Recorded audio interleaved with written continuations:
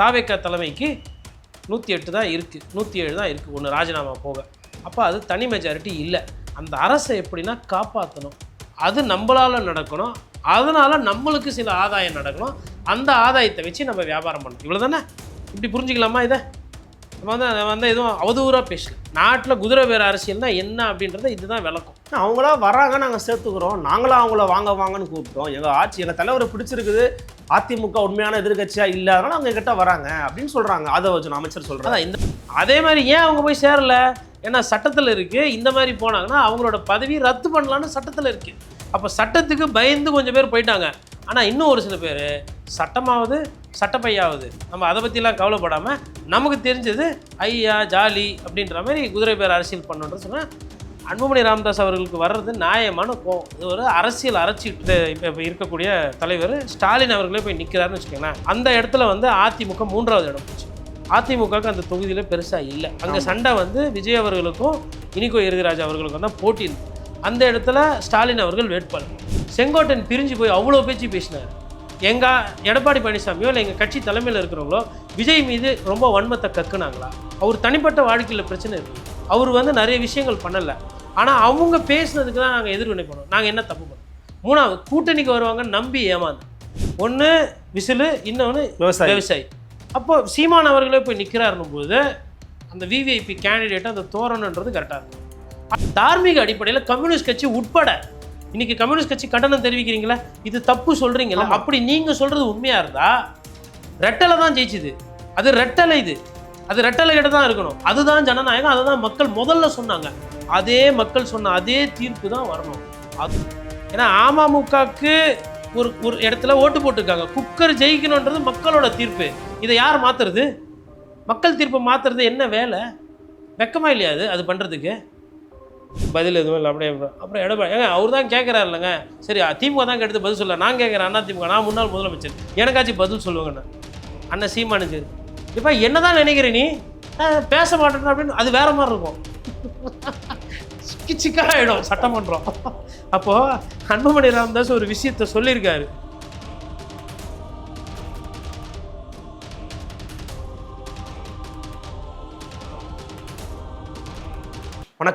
வணக்கம் நேயர்களுக்கு அன்பு வணக்கம்.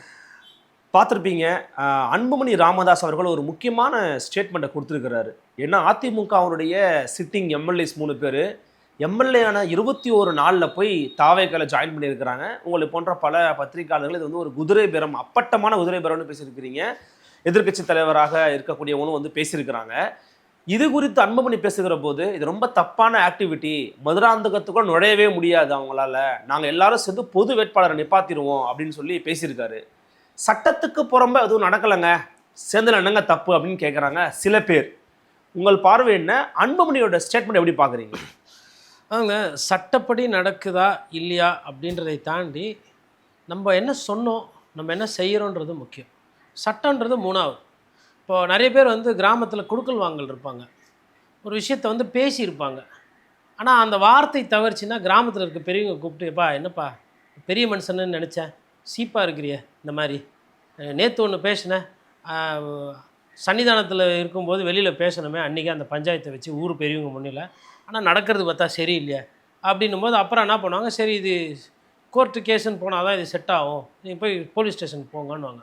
நான் என்ன சொல்கிறேன்னா, அரசியல்வாதிகளுக்கு கண்ணியம் ரொம்ப முக்கியம், கடமை கட்டுப்பாடு அப்புறம். இந்த கண்ணியன்றது என்ன அப்படின்னா, நம்ம என்ன சொல்கிறோம், நம்ம என்ன பேசுகிறோம், நம்ம என்ன செய்கிறோம், அவ்வளோதான். அதான் கண்ணியமாக நடந்துக்கிறது.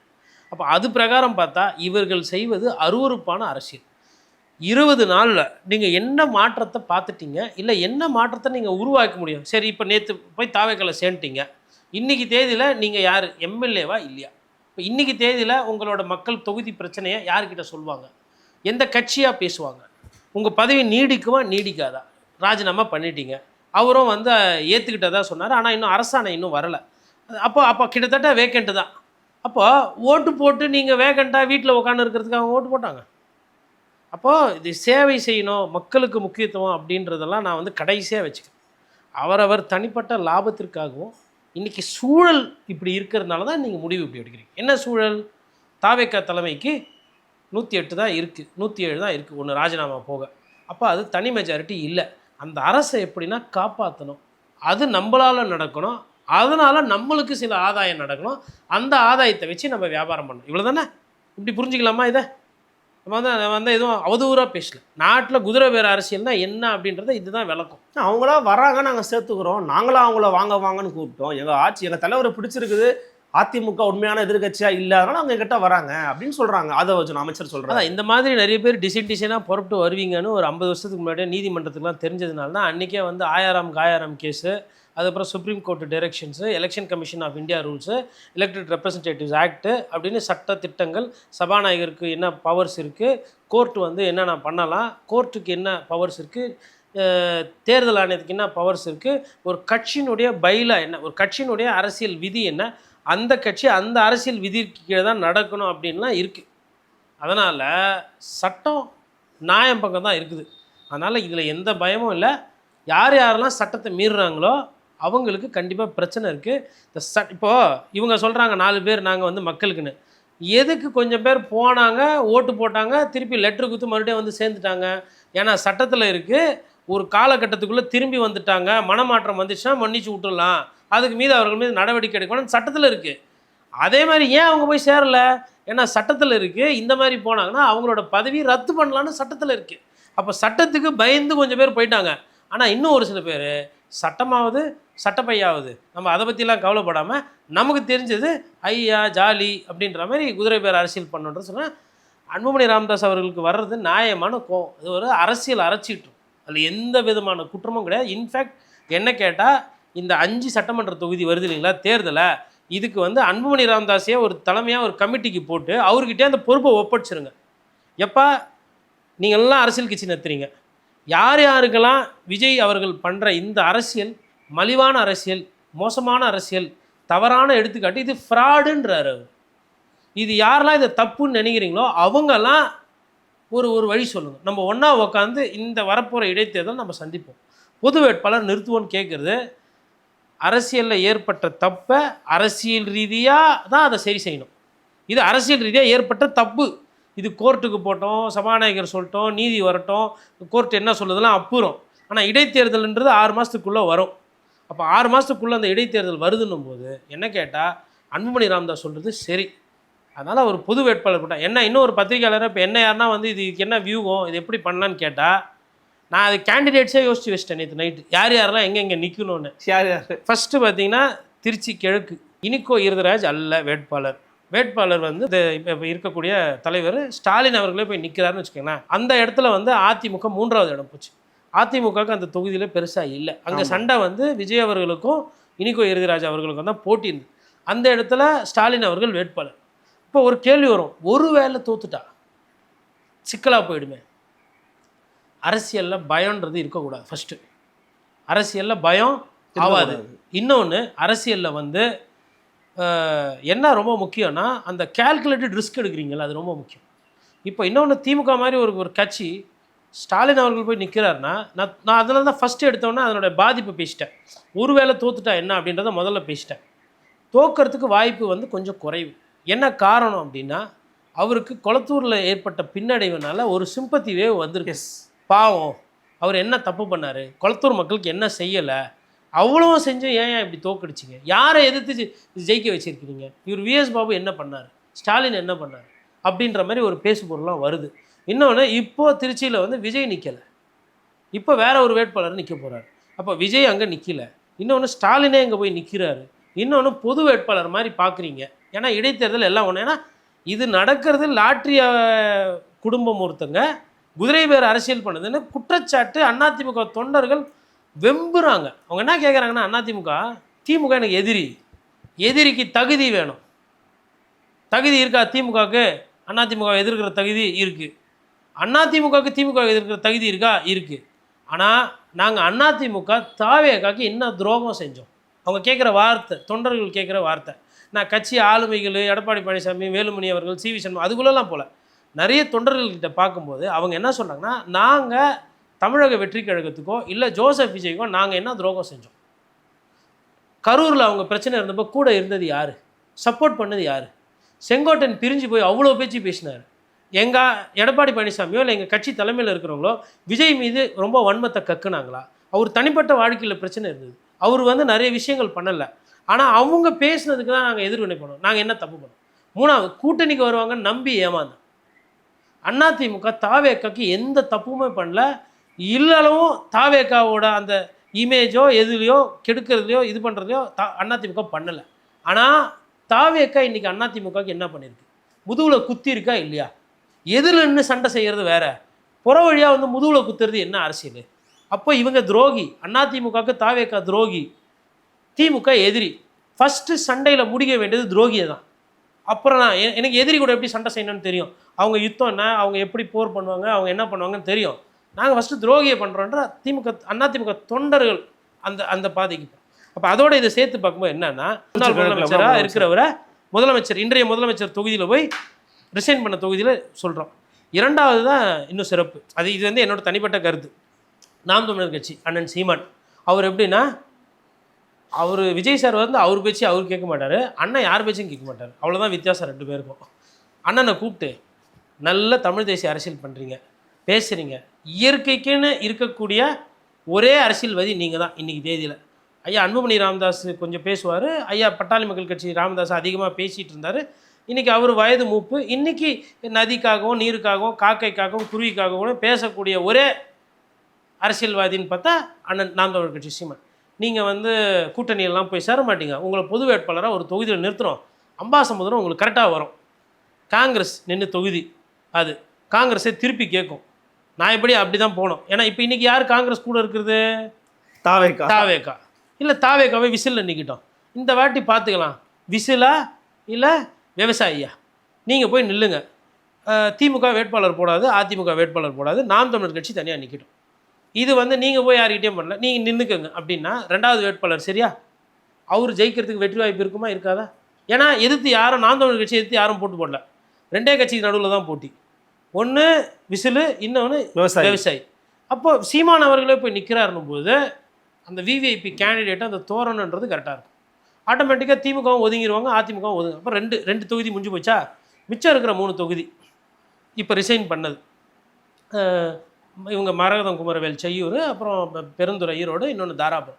இந்த தாராபுரத்தில் பார்த்தீங்கன்னா 30,000 ஓட்டு ப்ளஸில் தான் அதிமுக ஜெயிக்குது. அதிமுகவுக்கு கொஞ்சம் இருக்கும். இந்த 3மே அதிமுக கிட்டேருந்து எடுத்தது.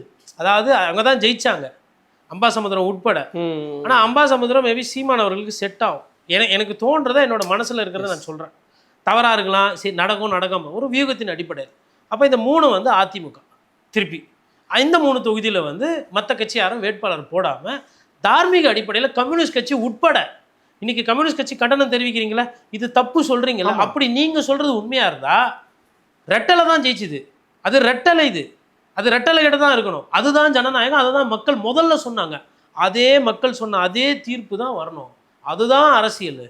மக்களோட தீர்ப்பை பணத்தை வச்சு, பதவியை வச்சு, ஆசைவார்த்தை கூறி மாற்றுறது அரசியல் அல்ல, அது அறம் அல்ல அப்படின்னு சொல்லிட்டு கம்யூனிஸ்ட் கட்சிகள் உட்பட அந்த விஷயத்தில் அதிமுக சப்போர்ட். 3 முடிஞ்சதுங்களா? அப்புறம் ஐயா காமராஜ், யார்? தஞ்சாவூர்காரர். அவர் இப்போ அங்கே போயிட்டார். அது ராஜினாமா பண்ணுறாரோ இல்லை தகுதி நீக்கம் ஆகுதோ அதை சேலஞ்ச் பண்ணி அந்த இடத்துல டிடிவி தினகரன் நிற்கணும்.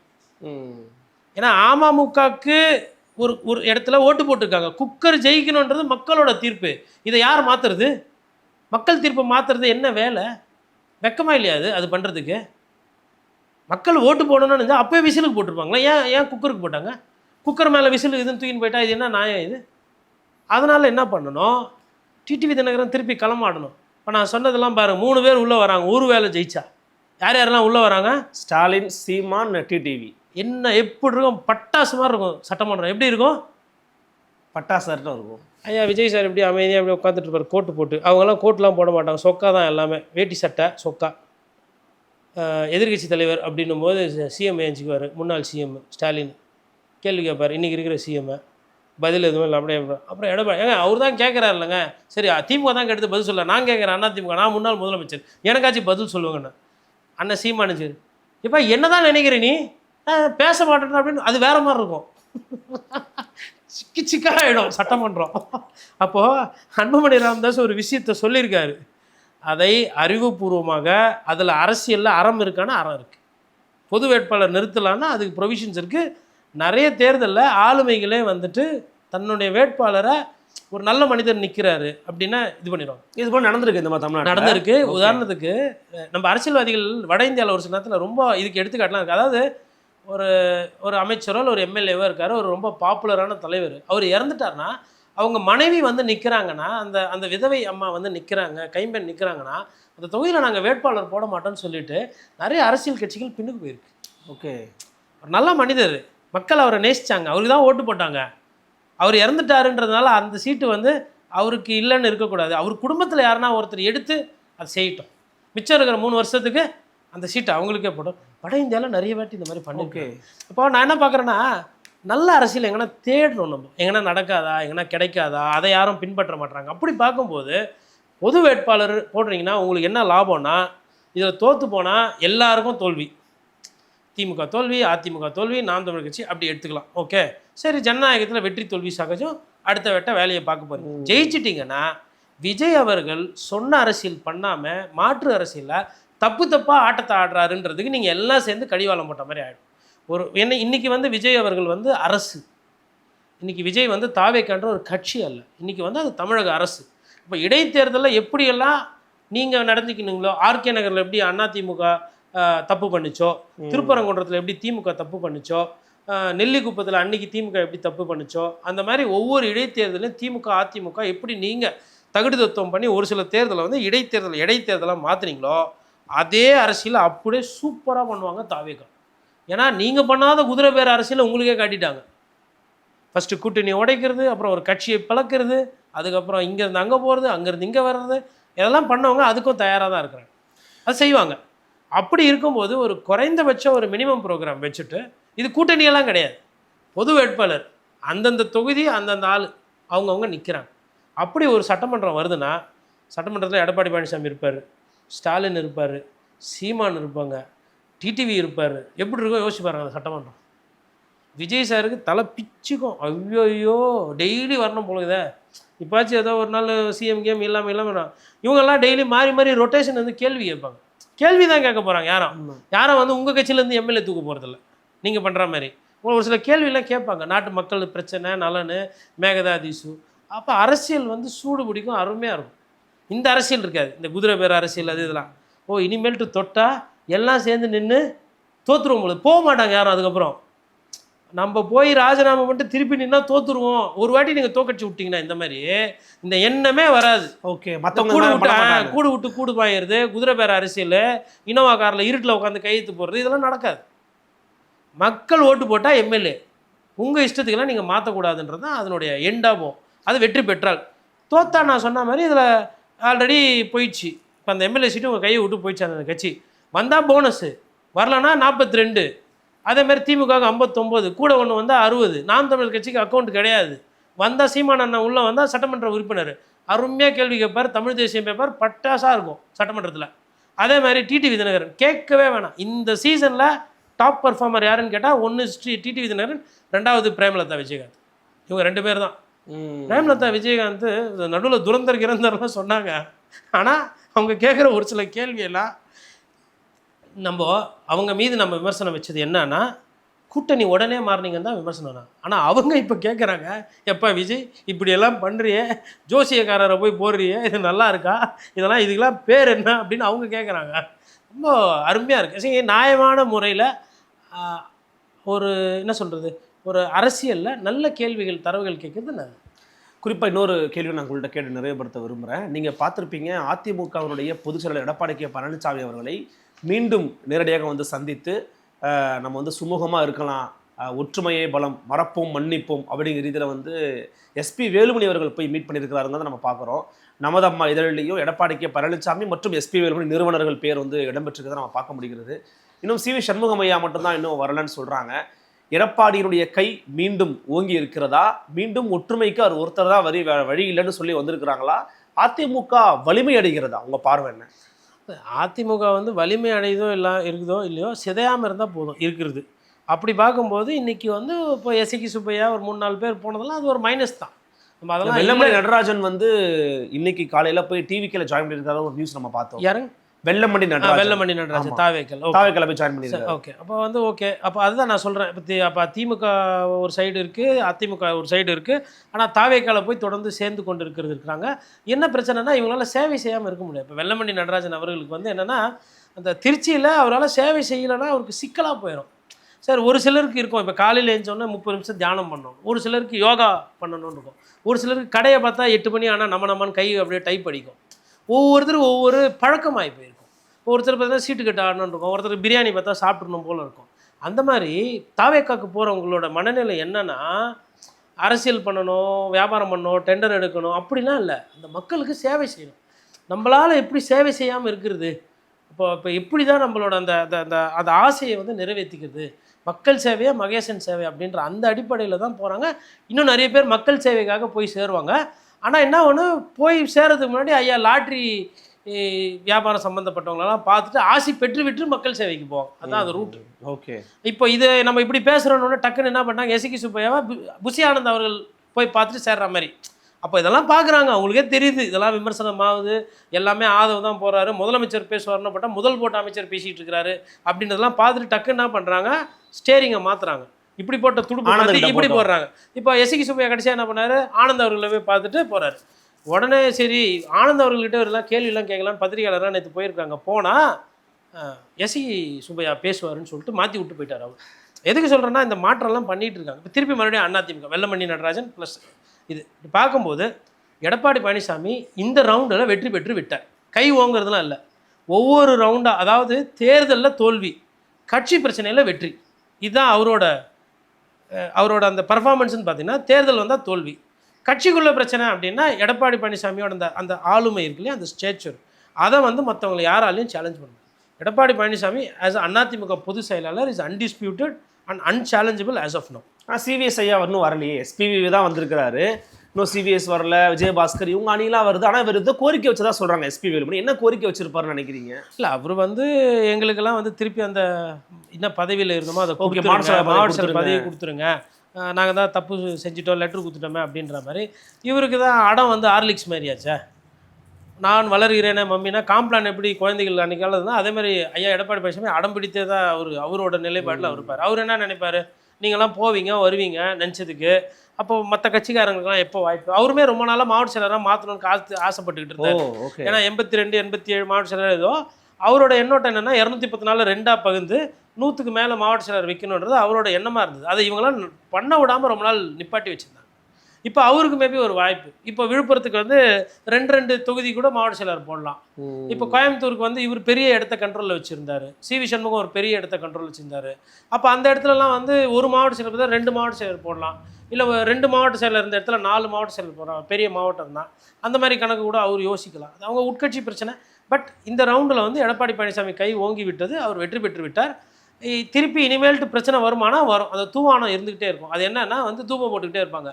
ஒன்று இங்கே குறைஞ்சதுன்னா ஐயா ஜேசிடி பிரபாகர் அண்ணன் ஒன்று குறையுது, எங்கே வந்து ஒன்று தூக்குறது, கடன் வாங்கலாமா இல்லை தூக்கிடலாமா, இல்லை கடன் கேட்டால் பிரச்சனை, கம்யூனிஸ்டுக்காரங்களை மாதிரி ஆகிடுவாங்க நாளைக்கு, அதனால் நம்ம தூக்கிடுவோம் அப்படின்னு சொல்லிட்டு இது நடக்கும். இப்போ நல்லவேளை வெல்லமண்டி நடராஜன் எம்எல்ஏவாகல, இல்லைன்னா எம்எல்ஏவாக போய் சேர்ந்துருப்பார். அதாவது தோற்று போயே சேர்றாருன்னா எம்எல்ஏவாக இருந்தால் என்ன ஆசை இருக்கும், மேபி திருச்சி மேயருக்கு அவர் அடி போடலாம் வரப்போகிற தேர்தலில். அதாவது அதுவும் எதுக்கு அவர் மேயர் ஆகணுன்றது கிடையாது, மக்களுக்கு சேவை செய்யணும், அதுதான் முதன்மையான நோக்கம். ஒரே நோக்கம் மக்களுக்கு சேவை செய்யும். மக்களுக்கு சேவை செய்யணும்னா இந்த 8 மணி நேரம் தூக்கம் இருக்காது. அந்த வழிபட அந்த பிரச்சனை, அதாவது மக்கள் இதை பற்றி என்ன நினைப்பாங்க, இது என்ன பேசுவாங்க, ஒரு கட்சியில் நின்று தோத்துட்டு அந்த தோத்தது மை வச்ச மை கூட காயிலையே, இல்லை ஜெயிச்ச மை கூட காயிலையே, நம்ம போகிறோமே 4 பேர் நம்மளை பற்றி என்ன பேசுவாங்க என்ன சொல்லுவாங்க அப்படின்ற அந்த அந்த உணர்ச்சி இருக்குல்ல, அந்த குற்ற உணர்ச்சியோ இல்லை அதை பற்றி யோசிக்கிற தன்மையே இல்லாதவங்க தான். இல்லை நல்ல அரசியல் ஆளுமைகள், நல்ல கட்சி. மதுரையில் கூட நீங்கள் பார்த்துருப்பீங்க, டாக்டர் சரவணன் ஒருத்தர், மரியாதைக்குரிய ஐயா செந்தில் பாலாஜி அவர்களை வந்து நிறைய பேர் விமர்சனம் பண்ணுவாங்க, 5 கட்சி மாறியவர் அப்படின்ற மாதிரிலாம். அவரை லீடிங்கில் எடுத்து தோக்கடிச்சிட்டாரு சரவணன் சொல்கிறாங்க. அவர் போய் தாவேக்கால போய் அமைச்சர் ஆனந்த சந்திச்சு ஜாயின் பண்ணியிருக்கிறார். எனக்கு ஒரே ஒரு சின்ன இதுதான், இவங்க இவ்வளோ தாவுவாங்க இந்த அளவுக்கு மாறுவாங்கன்னு தெரிஞ்சிருந்தா, நம்ம தமிழ்நாட்டில் பாருங்கள் விளையாட்டுத்துறை எவ்வளோ மோசமாக இருக்குது. நீளம் தாண்டுதல் போட்டியில் இவங்களெல்லாம் தயார் பண்ணியிருந்தா இவங்கெல்லாம் ஒலிம்பிக் பேரிலும் போயிருப்பாங்க. எவ்வளோ தாவுறாங்க பாருங்கள். இங்கேருந்து அப்படியே இப்போ ஔவை சண்முகம் சாலை விட்டு பனையூர் எவ்வளோ டிஸ்டன்ஸு, அவ்வளோ தொலைவு நீளம் தாண்ட தெரியுது. அப்போது இது மாதிரி இருக்கிறவங்களும் சின்ன வயசுலேயே நீளம் தாண்டுதல் பயிற்சி எல்லாம் கொடுத்துருந்தா நல்ல விளையாட்டு ஒலிம்பிக்ஸ் வீரர்களில் கிடச்சிருப்பாங்க. அவங்க பாவம் தப்பாக அரசியல் வந்துட்டாங்க. நம்ம ஊரில் எங்கள் பழைய எடிட்டர் ஒருத்தர் சொல்லுவார், நம்ம பேப்பரில் வந்து லதா மங்கேஷ்கரை வந்து ஓட சொல்லுவாங்க, பிடி உஷாவை பாட சொல்லுவாங்கன்னு. அந்த மாதிரி இவர்கள் இருக்க வேண்டிய இடம் நீளம் தாண்டுதல் போட்டியில் இருந்தாங்கன்னா இவங்க ஆசிய கண்டம், அதுக்கப்புறம் ஐரோப்பாவில், அப்புறம் ஒட்டுமொத்த ஒலிம்பிக்லேயே நிறைய மெடல் வாங்கியிருப்பாங்க. நீளம் தாண்டுதல் இவர்களுக்கு நல்லா, இந்த ராசி பலன்லாம் போடுவாங்களே, உங்களுக்கு இதெல்லாம் நன்றாக வரும் அப்படின்ற மாதிரி இவங்களுக்குலாம் நீளம் தாண்டுதல் நல்லா வரும். பலவிதமான கருத்துக்களை பகிர்ந்துக்கிட்டீங்கன்னா நன்றி. நன்றி.